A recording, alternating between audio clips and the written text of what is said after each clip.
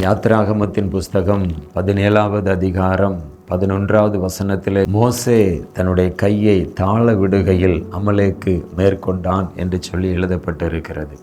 உங்கள் ஜெப வாழ்க்கையில் நீங்கள் சோர்ந்து போகும்போது உங்களுடைய எதிராளி உங்களை மேற்கொள்ள தொடங்குவான்.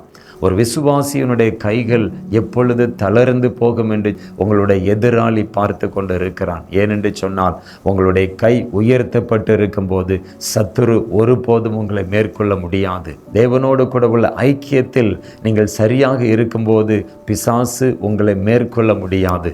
மோசேயினுடைய கை எப்பொழுதெல்லாம் தளர்ந்ததோ அப்பொழுதெல்லாம் அமலேக்கு மொத்த இஸ்ரவேலர்களை மேற்கொண்டான் என்று சொல்லி எழுதப்பட்டிருக்கிறது. அதே போல உங்கள் குடும்பத்தில் நீங்கள் ஒருத்தர் தான் ஜெபிக்கிறவங்களாக இருக்கீங்க அப்படின்னு சொன்னால் உங்களுடைய கை தளரும் போது, உங்களுடைய ஆவிக்குரிய வாழ்க்கையிலே நீங்கள் சோர்வடையும் போது பிசாசு உங்களை மாத்திரமல்ல உங்களுடைய முழு குடும்பத்தையும் அவன் தாக்குவான்.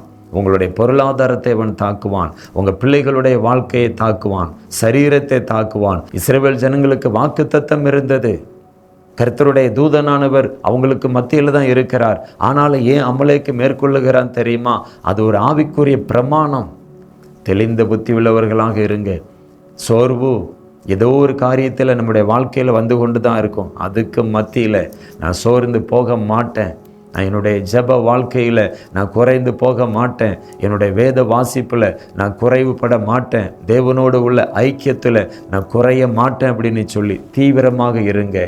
பிசாசு உங்களை சுற்றி வரலாம், ஆனால் உங்களுடைய எல்லைக்குள் அவனால் வர முடியாது. ஏன்னா தேவனோடு கூட உள்ள ஐக்கியம், தேவனோடு கூட உள்ள உறவு உங்களை ஒரு பாதுகாப்பான வாழ்க்கை வாழும்படிக்கு செய்கிறது. அது மாத்திரமல்ல, உங்களுடைய கை எப்பொழுதும் உயர்த்தப்பட்டு இருக்கும்போது நீங்கள் சுதந்திரிக்கிறவர்களாக மாறுவீர்கள்.